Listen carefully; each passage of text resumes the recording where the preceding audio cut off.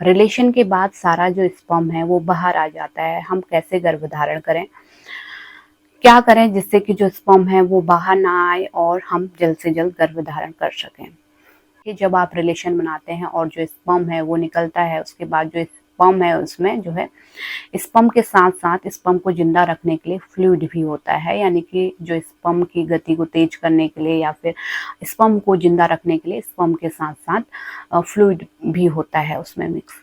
तो और स्पर्म जो है एक बार ही जब जो पुरुष है वो इजैकुलेट करता है महिला की योनि में, तो काफी संख्या में जो है स्पर्म निकलते हैं।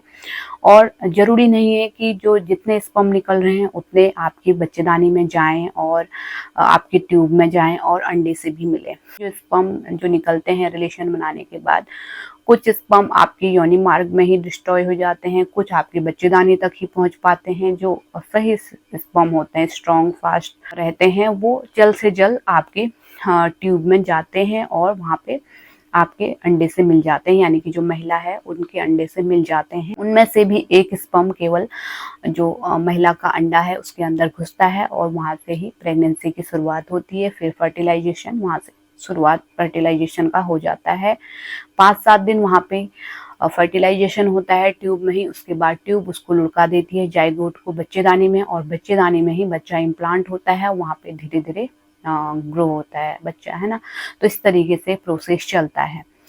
तो कहने का मतलब है कि जब पुरुष इजैकुलेट करेगा महिला के योनि में, तो वहाँ पे काफी संख्या में स्पर्म अंदर जाएंगे। कुछ वहीं पे डिस्ट्रॉय हो जाएंगे, कुछ बच्चेदानी में डिस्ट्रॉय हो जाएंगे, कुछ ऊपर तक जाएंगे। तो उनमें से भी केवल एक महिला के अंडे में घुसेगा, बाकी सारे बैक हो जाते हैं, वापिस आ जाते हैं, वहीं पे डिस्ट्रॉय हो जाते हैं। तो इस कारण महिला को जो है वाइट डिस्चार्ज होने लगता है, यानी कि जो स्पर्म है सारा बैक आ जाता है। सारा नहीं कहेंगे उसे हम, कुछ मात्रा में वो अंदर गया, हमें नहीं पता चलेगा उस चीज का।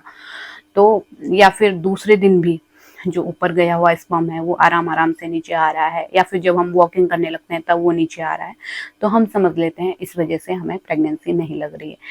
लेकिन जो स्पर्म है वो जितना ऊपर जाना होगा वो चले जाएगा, जो फ्लूइड वाला पार्ट है उसको नीचे ही आना होता है। और स्पर्म जो है जितना जाना होता है 10-15 मिनट में आराम से चले जाते हैं। और अगर वहाँ पे ट्यूब में अगर ओवम मौजूद होता है, यानी कि अंडा मौजूद होता है, तो वहाँ पे वो जो है उससे मिल जाता है। और जो स्पर्म है 4 से 5 दिन तक महिला के शरीर में, यानी कि बच्चेदानी में जीवित रह सकता है।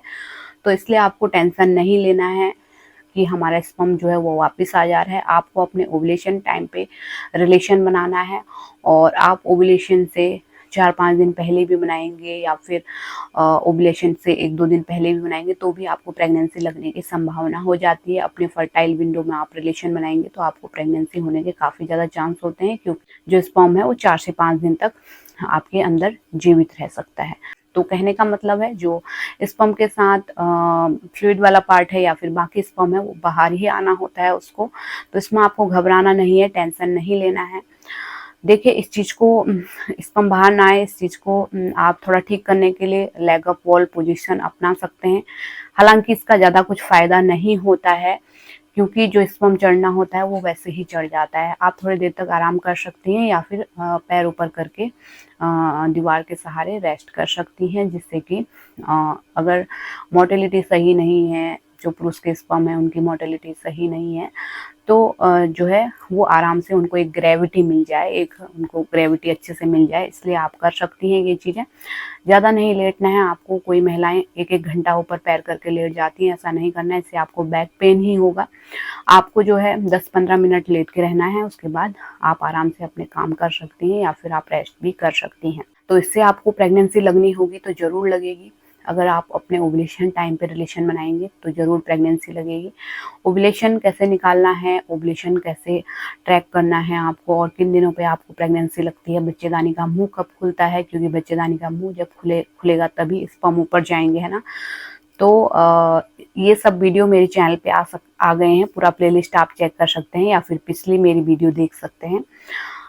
तो वहाँ से आपको काफ़ी ज़्यादा हेल्प मिलेगी प्रेग्नेंट होने के लिए। तो उम्मीद करती हूँ वीडियो आपके लिए हेल्पफुल रही होगी। इसी तरह की हेल्पफुल वीडियो आगे भी देखते रहने के लिए चैनल को सब्सक्राइब कीजिए। फेसबुक पेज को भी फॉलो कर लीजिए, वहाँ पे भी मैं लाइव आके आपके सवालों के जवाब देती हूँ, लाइव वीडियो में ही। तो ज़्यादा से ज़्यादा लोग वहाँ पे जुड़ सकते हैं और फॉलो कर लीजिए पेज को। जब भी मैं लाइव आऊँ वहाँ पे आप अपने सवाल कर सकते हैं। Thanks for watching.